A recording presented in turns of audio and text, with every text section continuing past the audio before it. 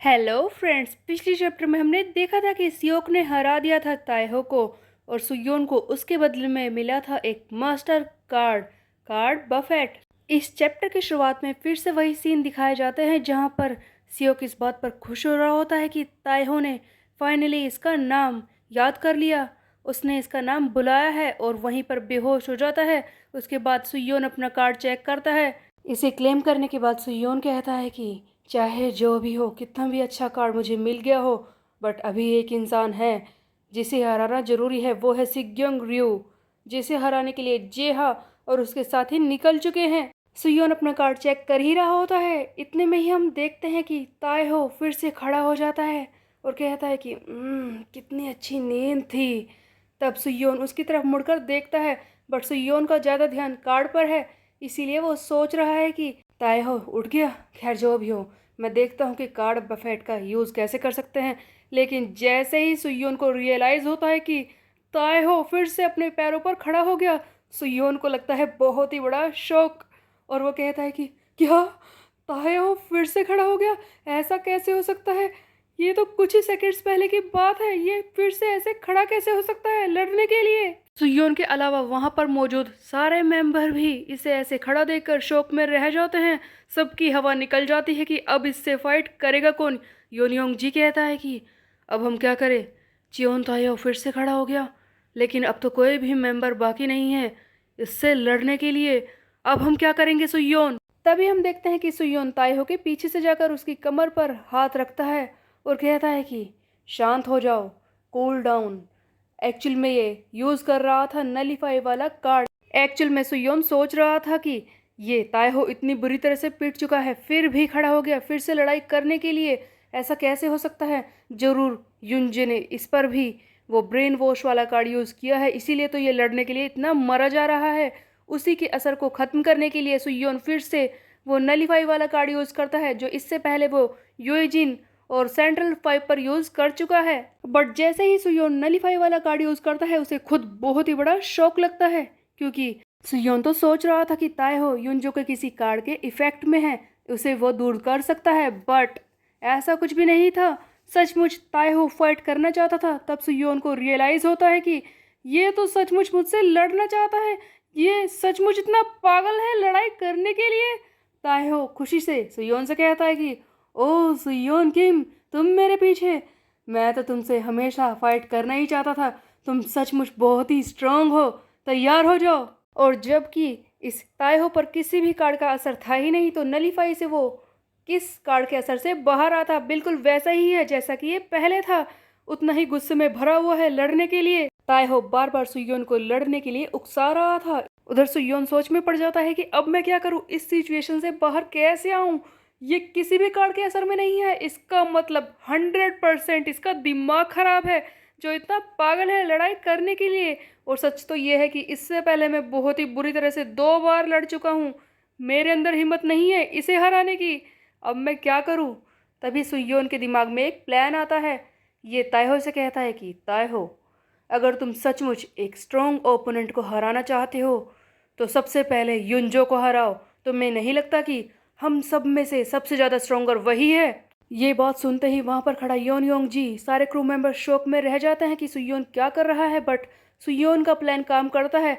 Actual में इस ताएहो की यही तो इच्छा थी कि वो सबसे ज़्यादा स्ट्रॉन्ग पर्सन से लड़ाई करके उसे हराए, युनजो के अलावा वो कौन हो सकता था। इसीलिए जैसे ही सुयोन ने युनजो का नाम लिया, तब ताएहो मान जाता है और कहता है कि हाँ, तुमने तो बिल्कुल सही कहा, युनजो बहुत ही स्ट्रॉन्ग है। यहाँ से हमें दिखाया जाता है डी एरिया का एक और सीन, जहाँ पर नॉर्थ गैंगबक का नंबर 8 रैंक का मेंबर यानी कि ताएहो का साथी सियोन इसे बचाने के लिए आ रहा था, लेकिन उसके सामने जियोक और हारू सियोंग आकर खड़ा हो जाता है। हारू सियोन से कहता है कि तुम ऐसे बचकर कहाँ जा सकते हो, काफ़ी दिन हो गए, चलो एक फाइट हो जाए।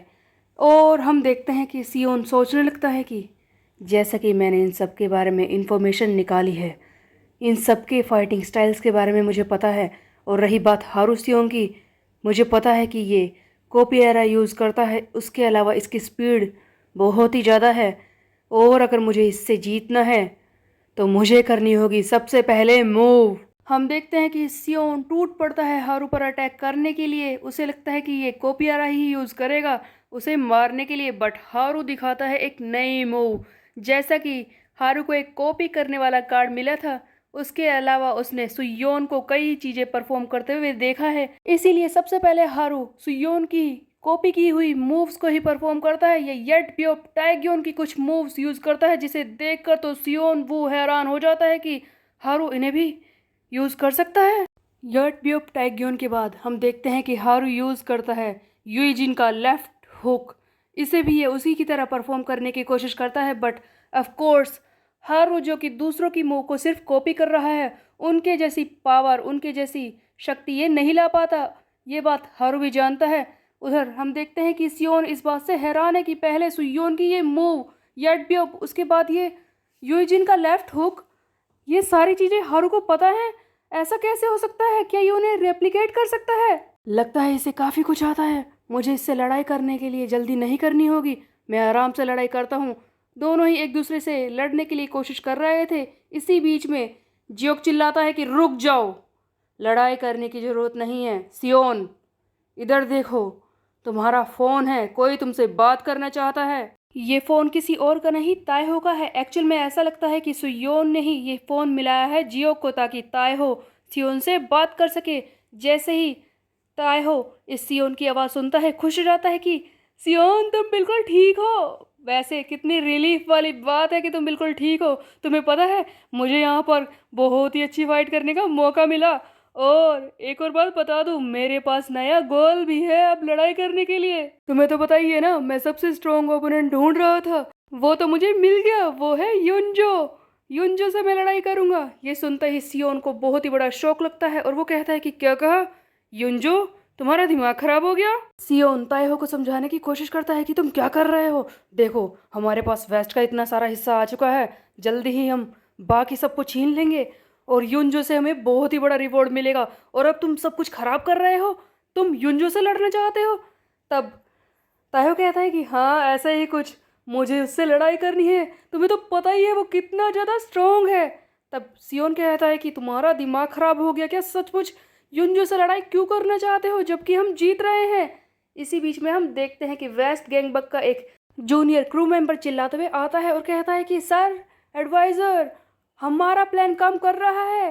हैकजिन जू ने आपके प्लान के हिसाब से सारे हिस्से वापस ले लिए हैं। देखिए, हैकजिन के कहने पर जो लोग नॉर्थ गैंगवक में जाकर शामिल हो गए थे, अपने आप ही वो सब वापस आ चुके हैं, और जो टेरिटरी नॉर्थ के कब्जे में थी वो सब हमने वापस ले ली है। एक्चुअल में कोई प्लान था ही नहीं सियोन वू के पास हमसे लड़ने के लिए, इसीलिए हमने अपने सारे हिस्से वापस ले लिए और अब हमारे हेडक्वार्टर पर कोई भी वार नहीं कर सकता। सो बेसिकली ये बताता है कि जो हैकजिन जू ने अपने साथियों को जानबूझकर नॉर्थ में भेजा था, वो सारे वापस से वेस्ट में ज्वाइन हो चुके हैं, और वो सारे प्लेसेस जहां पर वो लोग लीड कर रहे थे वो सब भी दोबारा से सुयोन की ही टीम में आ चुके हैं। इस तरह से सियोन वू का प्लान तो बिल्कुल फेल हो जाता है। तब सियोन ताएहो से फ़ोन पर कहता है कि तुम सच कह रहे हो क्या ताएहो? तुम्हें युनजो से लड़ाई करनी है? तुम नहीं चाहते कि हमने जो वेस्ट गैंगबक से प्लेसेस अपने कब्जे में लिए थे उन्हें हम दोबारा से जीत लें? तब ताएहो कहता है कि हाँ, मैं युनजो से लड़ना चाहता हूँ। तब सियोन वो भी तैयार हो जाता है सियोन की टीम में आने के लिए। एक्चुअल में उसके पास कोई ऑप्शन ही नहीं है, उसका साथी जो स्ट्रोंग है वो खुद सियोन की टीम में आ चुका है एक तरह से। तभी हम देखते हैं कि एडवाइज़र जियोक सियोन से कहता है कि देखो, तुमने ताएहो की बात सुन ली है ना, तुम्हारे पास अब कोई ऑप्शन नहीं है, बस एक ही रास्ता है, अपने आप को वेस्ट गैंगबक के सामने सरेंडर कर दो, हमारी टीम में आ जाओ, इससे तुम आसानी से रह पाओगे। बस यही शर्त होगी कि तुम्हें युनजो के खिलाफ लड़ना है, और ये बात भी अच्छी तरह से जान लो कि मैं तुम्हें यहाँ से भागने नहीं दूंगा। ये सुनते ही सियोन हंसने लगता है और कहता है कि तुम्हें क्या लगता है कि मैं खुद को तुम्हारे सामने सरेंडर करूंगा? मैं इतना कमज़ोर हूँ कि किसी के सामने झुक जाऊं? मुझे पूरा यकीन है कि जो भी लैंड तुम लोगों ने मुझसे छीने हैं वो मैं वापस पालूंगा। उसके अलावा चियोन ताएहो, उसका विश्वास भी मैं दोबारा से जीत सकता हूँ, जिससे कि वो फिर से युनजो की टीम में आकर काम करने पर मजबूर हो जाए। पर मैं फिर भी वेस्ट में आने को तैयार हूँ। जियो कहता है कि अगर तुम्हें खुद पर इतना ही कॉन्फिडेंस है तो तुम हमारी टीम में आ क्यों रहे हो, मुझे इस बारे में बताओगे।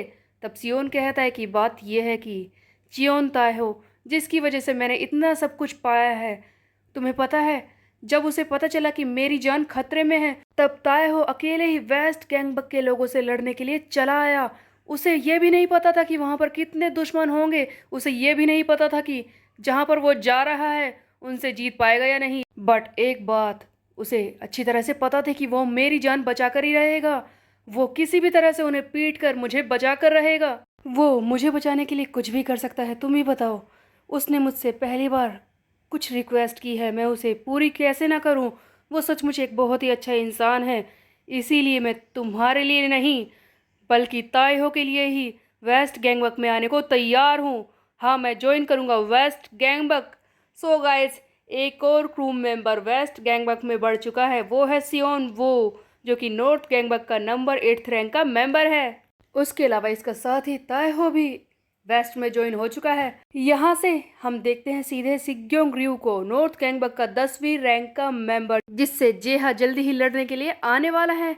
ये उससे पहले का सीन है जहाँ पर सिग्योंग रयू अपने 2 पर्सनल एग्जीक्यूटिव से मिलने के लिए आया है। वो दोनों कह रहे हैं कि सिग्योंग, तुम कहाँ घूम रहे थे, तुम्हें पता है ना कि जेहा से हमारी लड़ाई होने वाली है और ये काफ़ी इंपॉर्टेंट मीटिंग थी, तुम ऐसे केयरलेस कैसे हो सकते हो। तब सिग्योंग कहता है कि ऑफ कोर्स मैं हो सकता हूँ, क्योंकि मेरे पास तुम जैसे पर्सनल एग्जीक्यूटिव जो हैं। सो गाइज, यहाँ पर हमें दिखाए जाते हैं सिग्योंग रयू के 2 चमचे, यानी कि इसके 2 पर्सनल एग्जीक्यूटिव, जिनका नाम है जियोन वूचैन एंड संघी ली। संघी सिग्योंग से कहता है कि तुम इस तरह से घूम नहीं सकते। देखो, हम जानते हैं कि हम पर तुम रियलाई कर सकते हो, बट बात यह है कि हमारा ओपोनेंट जेहा हैन है।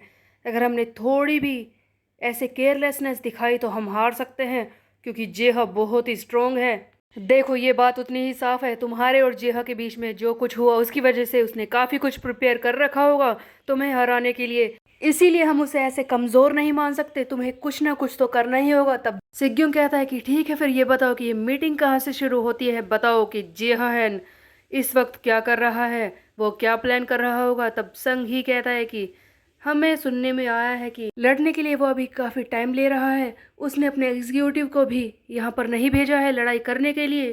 तब सिग्योंग कहता है कि ओह, तो फिर तुम ही बताओ कि हमें क्या करना चाहिए। इसी बीच में दूसरा एग्जीक्यूटिव जियोन कहता है कि देखो, मुझे ऐसा लगता है कि हमें वेट करना चाहिए। वैसे भी वो मूव नहीं कर रहे तो इसका मतलब ये नहीं है कि हम जाकर उनसे लड़ाई करने लगे। आई मीन, हमारा भी कुछ लेवल है। तब सिग्योंग कहता है कि वैसे तो यह प्लान काफ़ी अच्छा है, बट हम उन्हें सामने से जाकर क्यों नहीं पीट सकते। तुम्हें नहीं लगता कि हम उन्हें आसानी से पीट देंगे।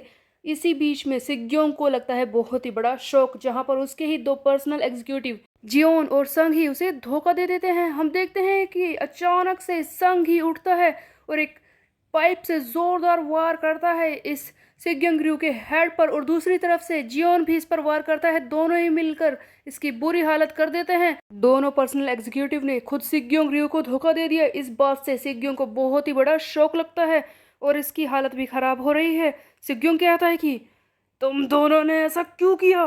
तभी सिग्योंग के फोन पर जिहा फोन करता है और कहता है कि कैसा लगा मेरा गिफ्ट। सिग्योंग, हैरान हो रहे हो ना, तेरे ही साथी ने तुम्हें धोखा दे दिया। हाँ, तुझे पता है मैंने ये प्लान कब किया था। सिग्योंग सोच में पड़ जाता है कि ऐसा कैसे हो सकता है, मेरे साथी इसके साथी कैसे बन गए। तब जिया कहता है कि तुम्हें क्या लगता है कि मैंने प्लान कब किया होगा। 1 महीने पहले, 10 दिन पहले, या फिर 1 हफ्ते पहले ये मैंने किया है। कहीं ऐसा तो नहीं। सोच तो सही कि मैंने ऐसा कब किया होगा। तब सिग्योंग सोच नहीं पा रहा कि आखिरकार उसके साथियों ने उसे कब धोखा दे दिया है। तब जिहा आगे कहता है कि ये मैंने प्लान किया था उससे अगले दिन, जिस दिन तूने मुझे धोखा देने की कोशिश की थी सिग्योंग, उससे ही अगले दिन मैंने तेरे खिलाफ प्लान बनाने शुरू कर दिए थे। तुझे इस फीलिंग के बारे में शायद पता नहीं होगा, बट अब मैं तुझसे रिवेंज लेने के लिए आ रहा हूँ। यही है मेरा रिवेंज।